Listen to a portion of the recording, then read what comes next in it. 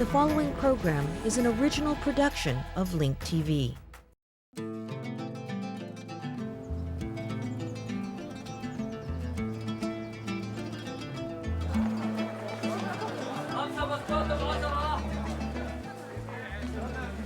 Hey, symbol of occupation. Take the symbol of occupation.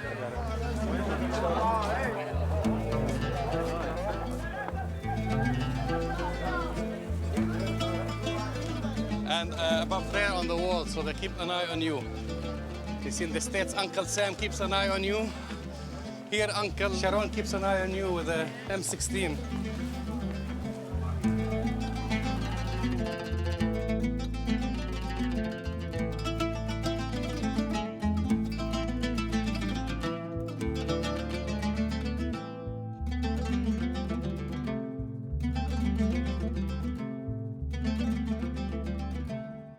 I lived in the United States since 1975, and every time I've returned home to Jerusalem, things have gotten worse and worse. 4 years ago, I met David Michaelis at Link TV, and he comes from West Jerusalem, and I come from East Jerusalem. So we come from the same city, but in reality, two different worlds. I was born in Jerusalem, and I've been living there all my life since 1945. 5 years ago, I came to the United States to launch a TV channel, and that's how I met Jamal Dajani. Jamal challenged me to think about solutions that hadn't been discussed until now. And one day we said, well, we should test it on the ground. The reality there is very harsh, but why don't we go over there and do it? Here we're not on ground zero, we are here in a bubble. And after some time we're working together with Jamal, I said, definitely Jews and Arabs can coexist in California. And San Francisco is a neighborhood where you only have to choose what kind of latte you want to have in the mornings. When I go there, I'm always eager to go to my people, to my neighborhood. I want to just have the least interactions with Israelis as possible. Many Israelis don't want to know about Palestinians, they don't want to reach out, they don't want to cross into streets and neighborhoods where the Palestinians live because of a mixture of fear, suspicion, stereotypes, and so on. So we decided to go together to visit each other's neighborhoods, and I would talk to Israelis and David would talk to Palestinians, and together we would face the harsh realities of our shared land.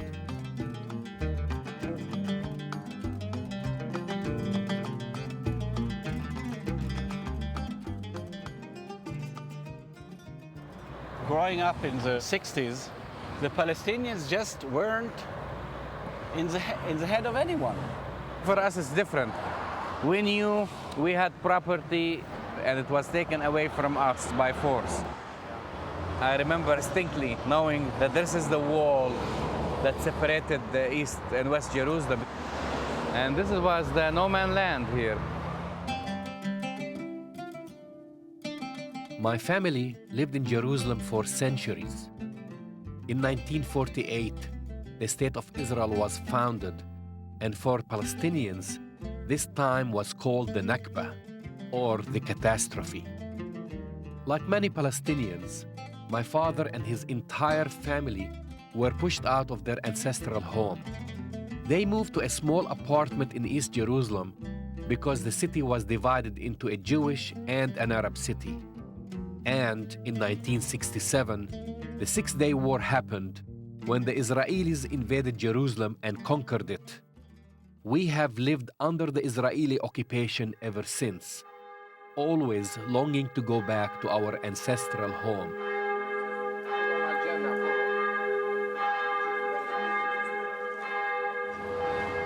And my father's story that he lost the home that he was born in and his father, etc., always was with us.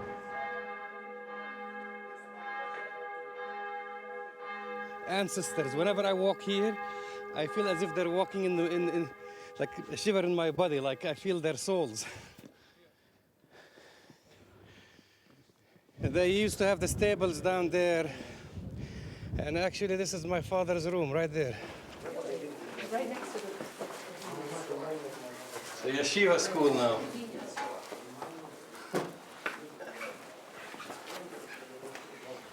So these trees, I would say, easily 50-year-old trees. Because my father, when he came here, he said he remember when they left here, they were a little bit taller than him. I was born the first generation to be born outside our house. To take someone's home is like worse than ripping their heart away from their body.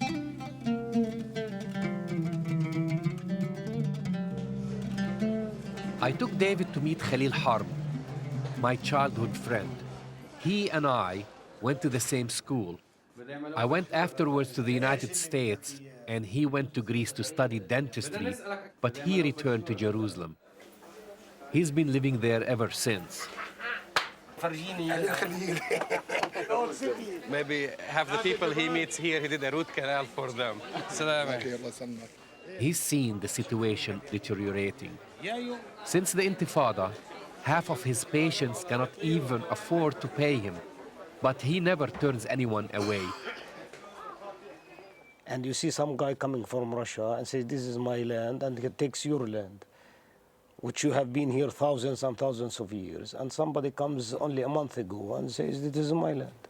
Why? Because God gave it to me. You start not believing in God. I'm a Christian. I stop believing in God, maybe. Imagine if communism falls in China and you find some Jews in China, my God. The number will be about maybe 10 million. Yeah. Where we could put them? Look at the country. In 7 years, you have brought in about 1 million and something from Falasha, Russians, Americans, I don't know, from Argentina, I don't know from where. These people are more, because they don't know the Arabs, they don't know the Palestinians, they don't know the people of the land. So these are the extremists, and they are becoming more and more. 1/3 of the nation are newcomers. Newcomers who came during intifadas and during fighting. My family lived for many centuries in Germany. And in the 1920s, when the atmosphere became impossible for the Jews, my mother left for Palestine to begin working as a gymnastic teacher in a youth village. She was thinking about her identity as a Jew, and she came to her parents and said to them, I don't think the Germans want us here. I'm looking for another place where we can do something totally from the beginning. So she came here. I think her organization saved from the Nazis about 15,000, 20,000 children. And I think it's good you hear a bit that I didn't land from Mars or from Berlin, but I have some roots here. So this is my home since '46, and I love the neighborhood. Up there on the corner, there's a Catholic convent with a huge courtyard where it was very easy to learn to go on bikes. This house was in '46, '47, the last joint Palestinian Jewish house. We had a very good relationship with the Ayyubs, and then the war started, '47 independence war started. The Ayyubs were pushed out, all the Arabs were pushed out. They were pushed out. Do you feel guilty that you're living here? No. I mean, no, you don't feel guilty that this is a home belonging to a Palestinian family and they got pushed out, and you are a recipient, the beneficiary of their blood and sweat and tears. I feel that the Israeli government owes them, because the Israeli government is the one who made this law about people who are not here. And the question is if people are ready to take compensation instead of coming back.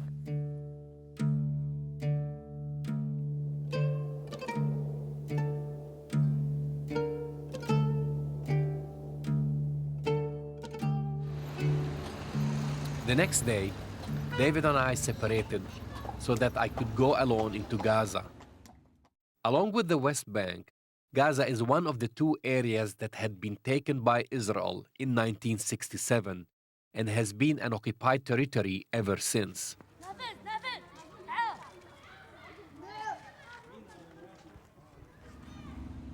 While I was in Gaza, David attended an Israeli right-wing rally in Jerusalem. A large movement of religious Israelis believed that rather than returning this land, it should be annexed by the State of Israel. These people, called settlers, were creating villages in the occupied territories in order to create this reality. The rally was one of many demonstrations held by these settlers to convince the Israeli government not to withdraw from the occupied territories. You have not seen an earthquake.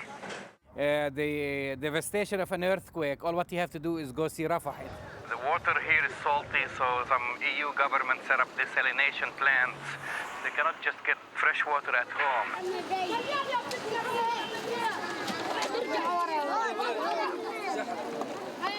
Looks like somebody's handing candy or they're playing a game. In fact, that's their daily routine. We are having here a gathering of hundreds and thousands of people who don't want to get out of Gaza. They want to keep the soldiers in Gaza, and the Palestinian issues are just not something they want to relate to. I'm sorry I can't be with you there, but I don't know where the fate of Gaza will be decided, here on the street or on the street in Gaza.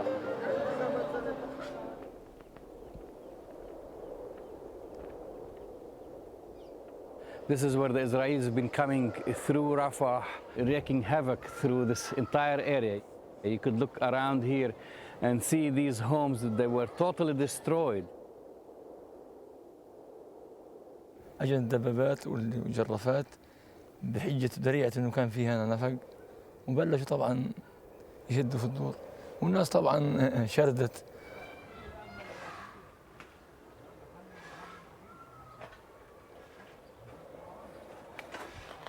لما استكفوا حوالي هنا 96 بيت، ما ضلش من 96 بيت إلا 3 بيوت. طب من وين معظم الناس ساكنين هنا؟ من وين أصلهم؟ شيء من يبنى وشيء من عاقل وشيء من جدود وشيء من يافا وشيء من السبع، كل واحد من بلد. يعني كلهم اجوا هنا مشردين 48. بنات لهم الوكاله هان طبعا دور، بدأت في الاول خيم هنا، بعدين عملوا لهم دور كرميد، وهلا تشردوا كمان مره. كمان مره يعني في ناس 4 مرات هدد دورهم. وين هنا انتهى المنطقه هذه انتهت خلاص.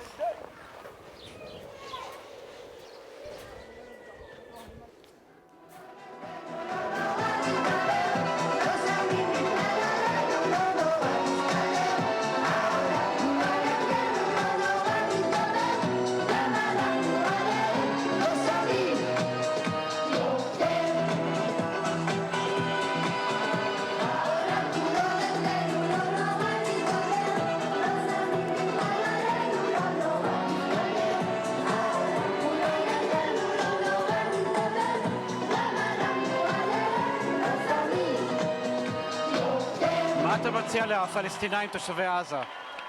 אני חושב שהפתרון לבעיה הפלסטינית חייב להיות פתרון אזורי. משום שבסמוך מאוד לעזה יש מרחבי סיני, מרחבים ריקים עם אדמה טובה, ואני חושב שאם יש אחריות לאומה הערבית הגדולה, היא חייבת לאפשר בתוכנית מרשל ענקית לעם הפלסטיני, שברובו פליטים, שיושב בחבל עזה, להתפתח ולהקים את מולדתו גם בירדן מצד אחד, מצד מזרח, אבל בצד מערב, במרחבי סיני. אני חושב שזה יהיה ברכה גם לפלסטינים, גם לעם הערבי, גם לעולם כולו, ובוודאי לעם היהודי שיושב במדינת ישראל. For me, the 1967 war was a turning point in my life. I was in the army at the time, and when Israel first conquered Gaza in the West Bank, I was relieved because we all believed that we were under siege. But unlike most Israelis, I soon realized that Israel's victory and the occupation were a trap and a curse. Soon after, I joined a minority left-wing movement opposing the occupation. At today's rally, I was surrounded by the people who I fought against for the last 35 years.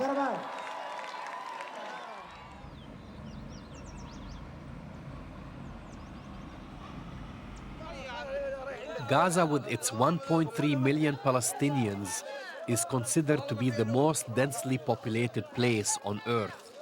It is a total prison. They cannot cross into Israel for work or to go to the West Bank. And the only exit is through Egypt, where people spend days at the border. احنا شهر إلنا بنبات عند دار ناس. احنا بنناشد إلي 10 أيام بنناشد دول العالم بنناشد السلطة تضع حد هذه المهزلة اللي بتصير. هم مش راضيين يمرقونا وأنا عروسة ورايحة على خطيبة في السعودية ويوم الثلاثاء عرسي ومش راضيين يفتحوا لنا إياها بالمرة. 7 أيام اللي أنا بنناشد الصحافة العالمية كلها. وقفوني على حدود البدن هويتي قلت لهم النبي فاخد باينها ستي وقفوني على حدود البدن هويتي قلت لهم النبي فاخد باينها ستي. אני מציע לכולם לא לעשות גסטיקולציות, ואני רוצה להתנצל בפני אותם המונים.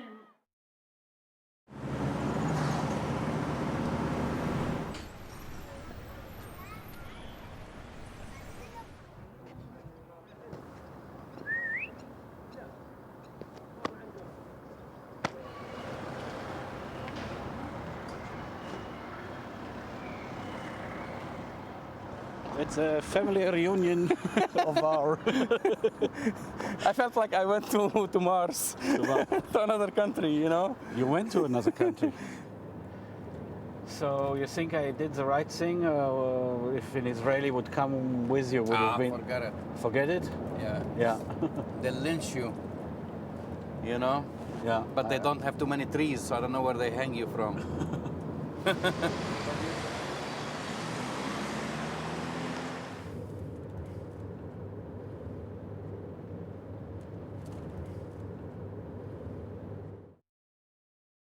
I'm always eager to come here because this is my home. And then when I go back, I take with me a load of guilt leaving these people behind.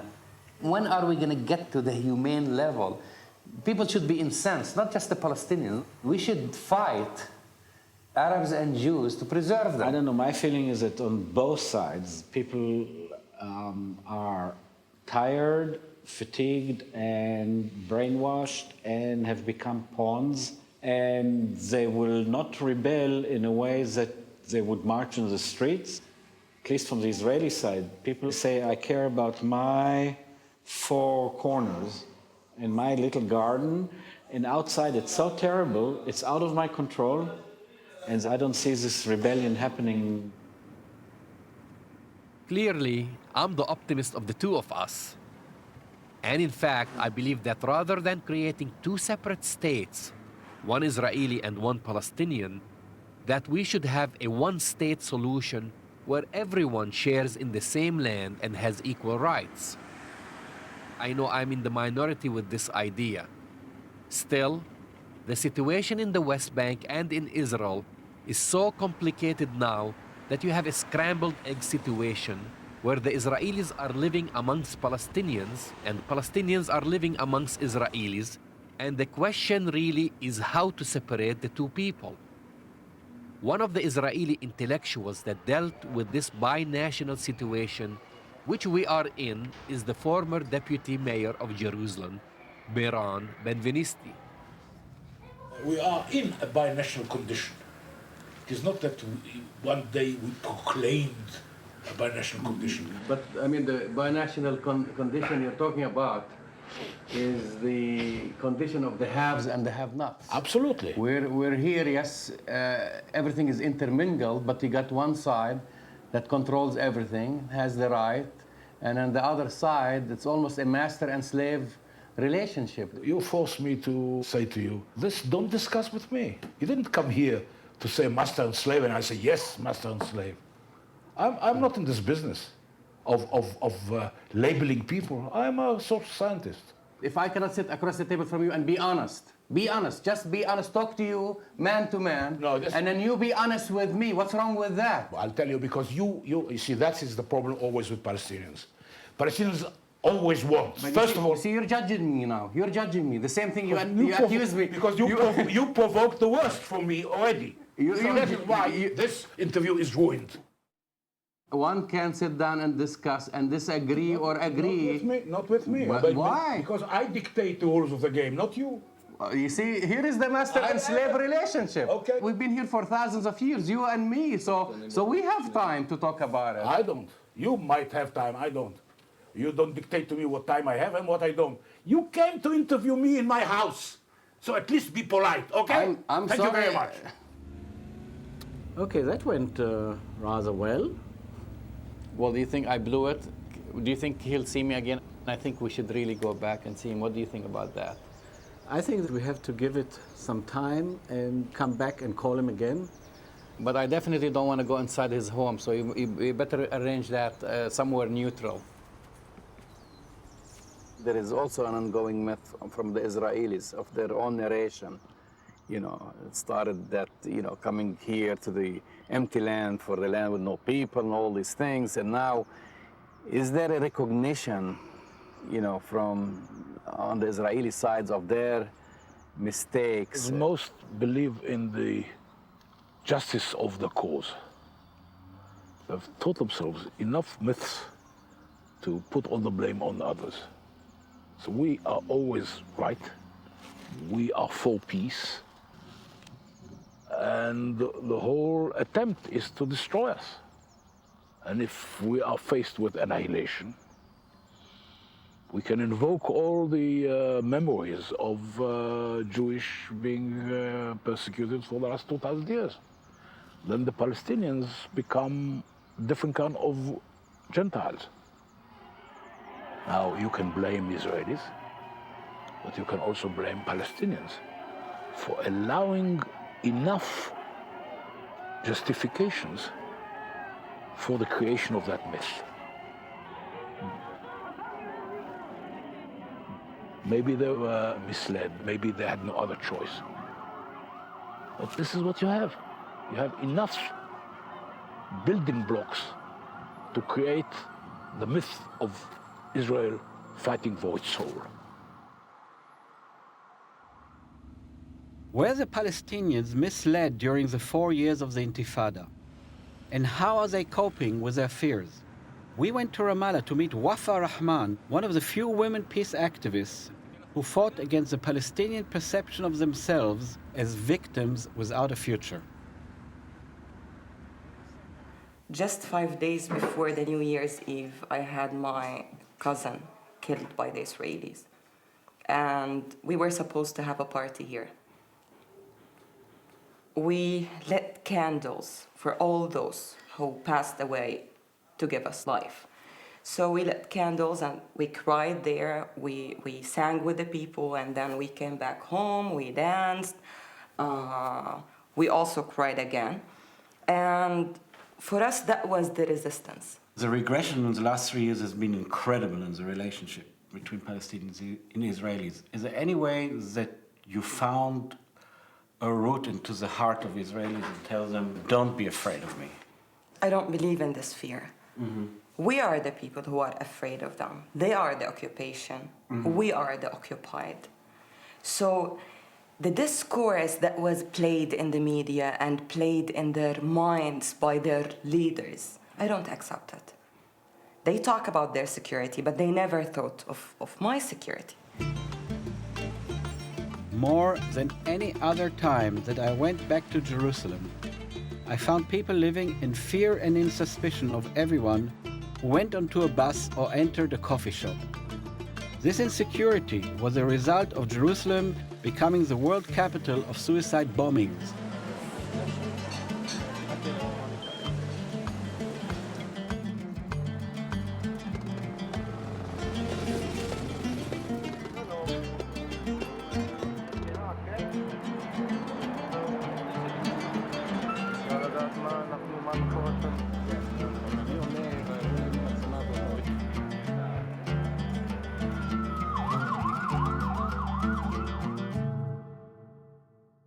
One of the victims of suicide bombing is Dr. Shmuel Riurfest, who, in May of 2003, was standing behind a young Palestinian girl in a supermarket who blew herself up, causing him multiple injuries, and he lost sight in one of his eyes. I was the first Palestinian he agreed to talk to and discuss with me his feelings, his own fear, and to tell his story. I remember her. I remember standing with her long hair, her blue dress, sweated hair on it, but I couldn't imagine that someone is coming to kill herself and to kill as many people as possible. And as I always said, that kind of person, I really don't forgive. Do you see a lot of difference between a general or a commander deciding to drop a 2,000-pound bomb at a neighborhood to assassinate one person, knowing that this is a residential neighborhood and the likelihood of killing, maiming civilians is almost guaranteed? The answer should be forbidden. But if I kill, not you, I kill something, and I hide always where there are 10 kids around, and then I go and kill you there, and I come and put the 10 kids in the neighborhood, and then I kill you again, and I put 10 kids around me. What would you expect me to do? So you justify that? I just want to tell you one thing. The answer is no. For me, because you know that I love people. You know what I've done, Jamal, for even for Palestinian terrorists, knowing that they were terrorists. As a doctor, as a person, I did my best, and now they are with hands, 2 terrorists. And if it was necessary to do again to terrorists, I would do it. She's 20 years old. Nothing she's seen in life. And then she's sent to kill. You see it as a part of a struggle? No, I said, for me, killing is wrong. I mean, I've heard all kinds of justifications. I can take, as a journalist and somebody that knows about politics, I can tell you, well, some people say suicide bombing, this is what they say, is the poor man weapon. I know that. They say Israel can send the, I don't know, the Arrow missile or something like this. They have that. I see. And instead of the missile, they use the human being. One thing, it's military talent, it's courageous. It's not when I'm told that I'm gonna fuck 70 virgins. You don't agree with everything. No. I can see it. So No. Don't worry. Jamal says always. Jamal is not happy. No. He always. You know what? I'm going to be a psychiatrist now. No. For me now, the only solution is a one-state solution. I mean, because the situation now. How one state? One-state solution. One person, one vote. Because. Where? All over the land. Jamal, you don't differentiate in what is needed and what we have. What is needed is love and peace. But that's not for us. We are not so good.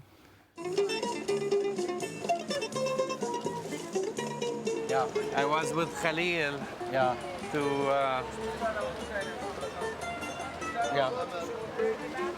Come, we go here. Go away from the music. We were like, what I would say... Don't get near the music. I think I'm going to come back and crash that guitar. That will bring a moment of comedy to the film.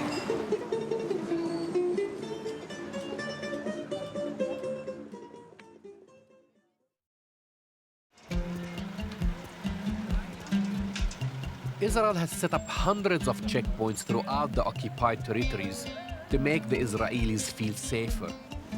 The Palestinians, on the other hand, see these checkpoints as a method for the Israelis to humiliate them and control their lives.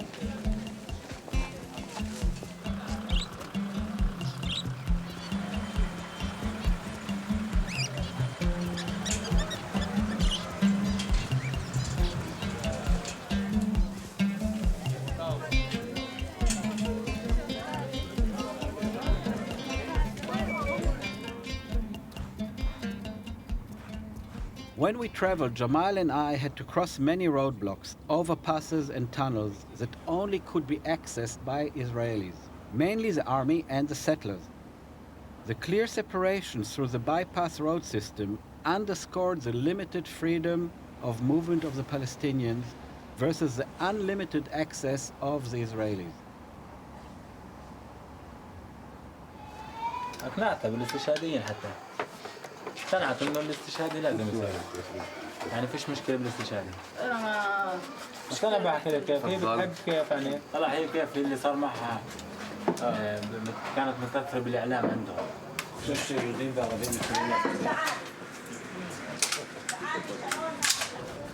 We thought that it would be important to meet one of the leading gunmen of the Palestinian Intifada.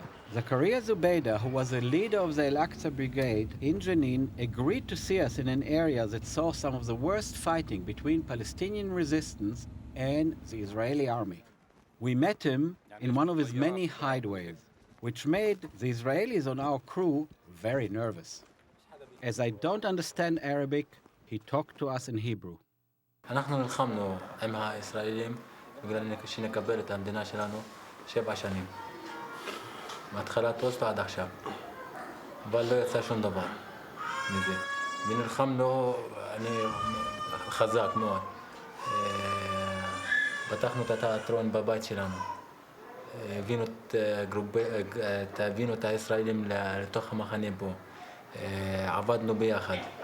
עם הילדים, היינו בגבעת חביבה הרבה זמן, היו אותנו פה בג'נין הרבה זמן, אבל באינתיפאדה הזאת הרגשנו שכל האנשים שהיו פה בג'נין כולם שקרנים. כל הצד של השמאל כולם שקרנים. אפילו בן אדם אחד מאלה שהיו באים לג'נין לפה לא הרים טלפון מה קרה למשפחת זביידי שהיינו אוכלים אצלם בסלחת אחת והיינו שנים אצלם ושנהרגה עם עבד זביידי, אמא שלי, זאת שהייתה עובדת אצלהם ומכינה את האוכל בשבילהם. אפילו טלפון אחד לא הרימו בגלל לשאול מה קרה אותה, ואפילו אף אחד מתעניין לדבר הזה. לפני שנשאל למה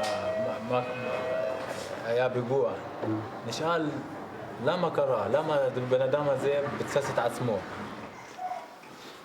אני עברתי הרבה דברים, הרבה כעס מהישראלי, הרגת אמא שלי, הרגת אח שלי, הרגת החברים, כל הדברים שקרו לי, עדיין אין לי החלטה לעשות את זה. בן אדם נשרף מבפנים, ונסגרו לו כל החיים, ואפילו לא יכול לראות שום דבר, רק רואה דבר אחד שהוא רוצה, אני לפוצץ עצמו. לא בדל אקצא ולא בחמאס ולא בג'יהאד אסלאמי.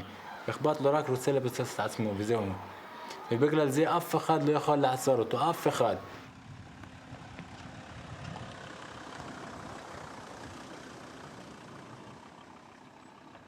People always talk about Palestinian extremists like Zubaydah. But what about Israeli extremists? I've never been inside these settlements that the Israelis have been building all over the territories. So we decided to visit Adi Mintz, a leader of the settlement movement and someone David interviewed at the right-wing rally in Jerusalem. Since the time that we arrived here, 20 years, the majority of the people in the West Benjamin are now Jewish. And this was our goal. We so desperate for peace, but the first step is to stop the terror. Only after stopping the terror, of course, the blocks and the mahsom will remove, of course. And then we will have the opportunity to sit together and looking for the solution. See, they say, just to tell you, they say stop the occupation. That's what they say. Remove the occupation, because everybody we have to see. Stop the settling movement. And yeah, the conditions always we. Part of the thinking in the box is that everyone says, like children, you be first. You be first. My answer for this is, let's try together. When the Palestinians will stop the terror, I will be the pioneer and the fighter to have the Palestinian the human rights. But you are making a comparison between life and death, because terror is making death. And what is doing my settlement here? Making life. Is it possible for you to think that one day we can have a binational state? Because I know you talk about a Jewish state and so forth, and this is the core of Zionism, but I'm not part of the core of Zionism. And I have a suggestion for you.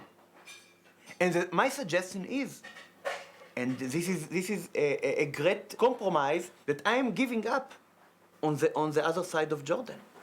But you don't have Jordan. Yes, You but don't, no. you don't have it. We are giving up because this is originally part of land of Israel, and we are giving up on this part. And I'm telling you that your aspiration for your national aspiration can be accomplished there. But you can live here, and you will give and you will get here all the human rights, but not the national aspiration.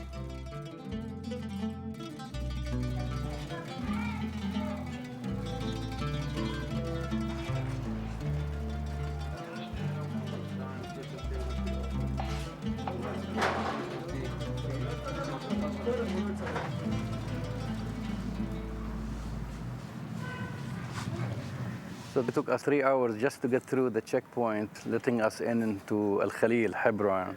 This neighborhood has been taken over by Jewish settlers, and they are protected by this checkpoint here, this Israeli checkpoint, 24 hours a day. I don't know, man, how people do it on a day-to-day basis, but I'm getting very frustrated. Adi Mintz has told us that the settlements made life. But was this the whole story? We decided to go to Hebron, a Palestinian city in which the settlements have taken over a whole neighborhood and pushed out the Palestinian majority. There, we visited the home of Amer Al-Gabra, a longtime resident and one of the few homeowners who has resisted a takeover by the settlers.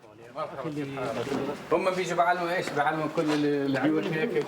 طبعا بحطوا نجمة اسرائيل وكتبوا شعارات لهم او رموز، طبعا زي ما انت شايف البيت بدون ميه. قطعوا هم الميه عنه؟ مش هذا البيت الوحيد، طبعا كل البيوت مقطع عنها الميه. بنقدر نطلع على السطوح من هنا نشوف.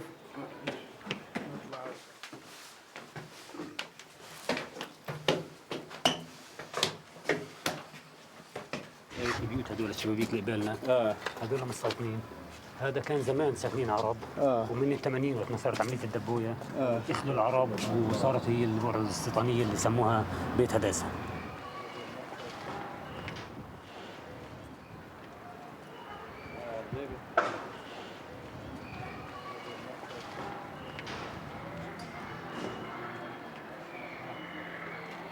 מה קרה? לא מצלמים עמדות. בסדר, אבל זה פה מהאזור, לא? מה? זה מקומי פה. הוא מקומי. מה? הוא מקומי. מה אתה שואל? אסור לערבים לעבור. تعدوا من فوق. אסור לערבים לעבור. تعدوا من فوق.